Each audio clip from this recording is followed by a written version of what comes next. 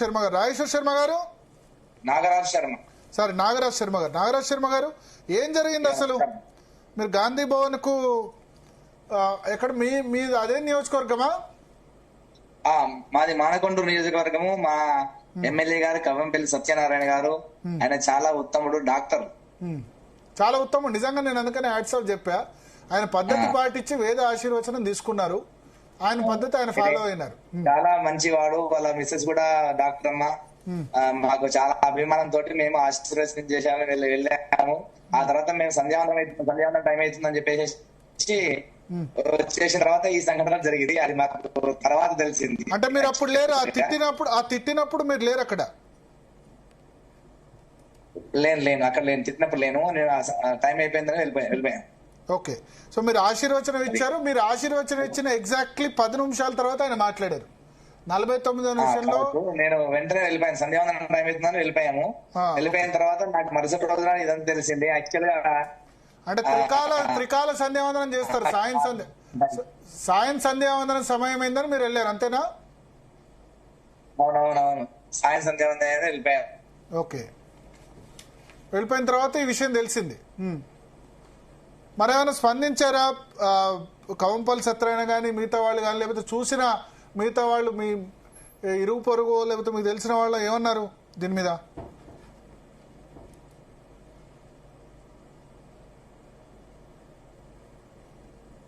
వినబడుతుందా? సిగ్నల్ కొంత ప్రాబ్లం ఉంది.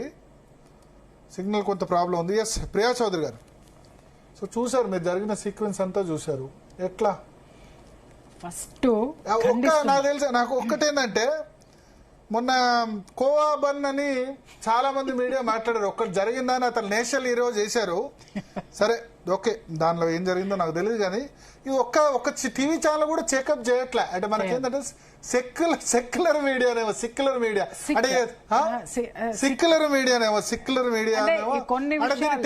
ఈ విషయాన్ని ఇది అంటరానితనం అన్నట్టు ఇక్కడ కూడా అంటరానితనం. హిందువులకి సంబంధించిన ఏ విషయమైనా సరే ఇక్కడ అన్టచబిలిటీ అనేటటువంటి నినాదాన్ని బాగా వీళ్ళు ప్రమోట్ చేస్తారు, మీడియా మొత్తం కూడా.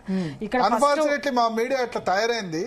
వాళ్ళకి అంటే మాట్లాడే దమ్ము లేదు, చాత కాదు. ఒక కనీసం టెలికాస్ట్ చేసి ఇట్లా సరే వాళ్ళ వెర్షన్ చెప్పడానికి కూడా లేదు. ముడితే ఎక్కడ దీన్ని ఖండించాల్సి వస్తుంది, అందరూ మోసుకుంటున్నారు. అంటే ఒకటి అండి, ఇక్కడ నేను 2-3 కూడా మిత్రులు అడిగాను. నేను అడిగితే వాళ్ళు చెప్పిన ఆన్సర్ ఏంటి అని అంటే, గవర్నమెంట్ కదా రేపొద్దున అడ్వర్టైజ్మెంట్లు ఇవ్వదు కదా, లేకపోతే బిజినెస్ ఇవ్వదు కదా. వేరే దానిలో తిడుతున్నారు కదా, మరి వెనుకమట్ల బాధితులు లేకపోతే వేరే విషయాల్లో మాట్లాడుతున్నారు కదా.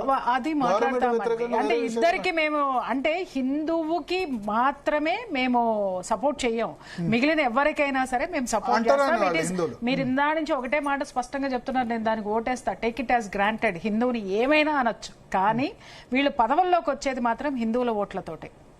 మైనారిటీలు కదండి మిగిలిన వాళ్ళు, మైనారిటీల ఓట్లతోటి వీళ్ళు గెలిచారా, మెజారిటీ ఆఫ్ హిందూస్ ఓట్లతోటి గెలిచారా, అది మర్చిపోతున్నారు. ఒకటి నిజంగా ఒక విషయం అయితే నేను సార్ని అడగాలి. నాగరాజ్ గారు అండి వారి పేరు, నాగరాజ్ గారు, వారు నాగరాజ్ శర్మ గారు, ఒక్కసారి మీరు ఇచ్చినటువంటి ఆశీర్వాదం అర్థం చెప్పండి ఒకసారి అందరికి కెమెరా ముఖంగా. అక్కడ నేను చెప్పింది, యో వైతాం బ్రహ్మణో వేద అమృతేనావృతాం పురీం అనేటువంటి మంత్రం చెప్పాను. అంటే కవంపల్లి సత్య అంటే మాకు చాలా అభిమానం. ఆయన అంటే యథా రాజా ఆయన ఉంటే అందరు బాగుంటారు, అతను ఆరోగ్యంగా ఉండాలి, అన్ని విధాలుగా అన్ని పనుల్లో సక్సెస్ కావాలి, ప్రజల్ని బాగా చూసుకోవాలి, అతను ఆరోగ్యంగా ఉండాలనే భావనతోటి, ఆయన ఒక్కడు బాగుంటే లక్షల మంది బాగుంటారు అనే భావనతోటి, ఆయన మీద అభిమానంతో మేము వెళ్ళి ఆశీర్వచనం చేశామండి. దీర్ఘాయుష్మాన్ భవ అన్నమంటే నిండు 100 ఏళ్ళు ఉండాలి అతను అనేటువంటి భావంతో చెప్పాం. ఇక్కడ క్లియర్ గా చెప్పాలంటే ఆయన బాగుండాలి, ఆయన ప్రజలను కూడా బాగా చూసుకోవాలి, ధర్మబద్ధంగా ఉండాలి, ప్రజల్ని న్యాయంగా పరిపాలించాలి, ప్రజలందరూ కూడా శాంతితోటి సుఖ సంతోషాలతోటి సమృద్ధిగా వర్ధిల్లాలి అనేటటువంటిది ఆయన ఆశీర్వాదం. అంతేనా అండి మీరు ఆశీర్వదించింది? అంతే అండి. ఆయన బాగుంటే మేమందరం ఇక్కడ బాగుంటాం. ఇక్కడ వచ్చినటువంటి కోపం అక్కడే వచ్చిందండి. జనమంతా సామరస్యంతో ఉంటే మాకేం పని ఉంటది? ఉండొద్దు కదా. ఇప్పుడు కాంగ్రెస్ ప్రభుత్వం ఎక్కడొచ్చినా, లేకపోతే ఈ సోకాల్డ్ మాట్లాడినటువంటి వ్యక్తి ఎవరైతే ఆ మత మార్పిడికి ప్రోత్సహిస్తున్నటువంటి ఆ శామ్యుల్ అయినా, ఎక్కడా కూడా హిందూ సామ్రాజ్యం అనేది సుఖశాంతులతో ఉండొద్దు, సామరస్యంగా అసలు ఉండొద్దు. ఉంటే వాళ్ళకి పని ఉండదు, మత మార్పిడులకు అవకాశం ఉండదు. కాబట్టి ఎక్కడ ఏ స్టేజ్ దొరికినా కూడా ఆ స్టేజ్ ని వాళ్ళు మత మార్పిడులకే ఉపయోగించుకుంటారు. ఎంత నీచమైనటువంటి భాష అండి. ఒక సద్బ్రాహ్మణుడిని పట్టుకొని అక్కడ అలాంటి పదాలు మాట్లాడచ్చు. ఏం తిట్టినాడో తెలియదు అంటే తెలియకపోతే తెలుసుకో. అలాగే బ్రాహ్మణులు గారు పిలిచి, బాబు నువ్వు ఏం ఆశీర్వాదం ఇచ్చావు దాని అర్థం ఏంటని తెలుసుకోవడానికి కూడా అతనికి కనీసం అంత మనసు లేదు. రెండో విషయం ఏంటంటే అసలు సంస్కృతం అంటే తెలియదు, భాష రాదు, ఇంకా సంస్కృతం ఏమర్థమవుతుంది ఆయనకి? ఆ వేద మంత్రాల యొక్క పవిత్రత ఏమర్థమవుతుంది? మన కర్మ ఏంటంటే అక్కడ ఆయన నియోజకవర్గం ఏంటంటే తుంగతుర్త. ఆ తుంగతుర్తిలో ఉన్నటువంటి హిందువులందరూ ఏం చేస్తున్నారు నాకు అర్థం కావట్లేదు. ఇంతవరకు కూడా ఆ మాట మాట్లాడుతుంటే దరిద్రపు భారతదేశం అన్నాడు. నేను ఇక్కడ అన్నిటికంటే ఫస్ట్ నేను ఖండించేది అదొకటండి. ఈ దరిద్రపు భారతదేశంలో అంటే ఆ దరిద్రపు భారతదేశంలో ఈ పెద్ద మనిషి ఇంకా మాట్లాడితే అదే పదం నేను వాడాల్సి వస్తుంది. ఈ దరిద్రమైనటువంటి ఇలా మాట్లాడేటటువంటి నాయకులు ఈ భారతదేశంలో ఉన్నారు చూసారా? అది మన దౌర్భాగ్యం. ఆ దౌర్భాగ్యాన్ని పెట్టుకొని మనం మోస్తున్నామే. అక్కడ ఉన్నటువంటి జనం ఏం చేస్తున్నారు? దరిద్ర భారతదేశం అని మాట్లాడినందుకు ఇంకా వాడిని పదవుల నుంచి ఊడబెక్కకుండా కాంగ్రెస్ పార్టీ నుంచి బయటికి తరిమేయకుండా ఎందుకు ఊరుకున్నారు? రాజ్యాంగాన్ని ఎవ్వడు కూడా పాటించడా? ఇక్కడ ఎవరికి అవసరం లేదా? అరే దేశాన్ని పట్టుకొని దరిద్ర భారతదేశం అని మాట్లాడాడు. ఓపెన్ గా ఒక వేదిక మీద మాట్లాడాడు. ఒక ప్రజా ప్రతినిధి అయి ఉండి ఈ విధంగా మాట్లాడతాడామే? మన మనువాదం అంటాడు. అసలు మనువాదం ఎక్కడుంది? అసలు మనువాదం చదివాడా? అక్కడ చదివినటువంటి ఆ వేదానికి ఆ ఆశీర్వదనానికి అర్థమైతే లేనటువంటి వాడు ఎక్కడో మనువాదానికి వెళ్ళాడు. మనువాదం గురించి మాట్లాడదాం రమ్మని చెప్పండి. పెద్ద మనిషిని భరత్ గారు స్టూడియోకి పిలవండి. చదివాడా ఈ పెద్ద మనిషి? మాట్లాడదాం. ఏ మనువాదాన్ని తీసుకొచ్చి ఇక్కడ మాట్లాడుతున్నాడు? ఏది ఈ రోజు భారతదేశంలో ఏది ఉంది? ఏది ఇక్కడ స్త్రీకి ఎంత స్వేచ్ఛ ఉంది? అలాగే అన్ని మతాలకి ఏ విధమైనటువంటి అవకాశం ఉంది? ఇలాంటి స్వేచ్ఛ ఉంది కాబట్టి ఇలాంటి వాళ్ళందరూ కూడా ఇలాంటి దుర్మార్గులు రెచ్చిపోతున్నారు. ఎందుకు ఊరుకోవాలి? అసలు ఇంతవరకు హిందువులు ఎందుకు ఊరుకున్నారు?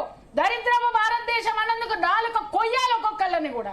అరే ఎంత విపరీతమైనటువంటి స్వేచ్ఛ! ఏం స్వేచ్ఛ అండి అది? ఏం చేస్తున్నారు ఆ నాయకులు? ఈ నాయకులు భారతదేశంలో ఉన్నటువంటి తెలంగాణకు ముఖ్యమంత్రిగా ఉన్నాడా లేదా?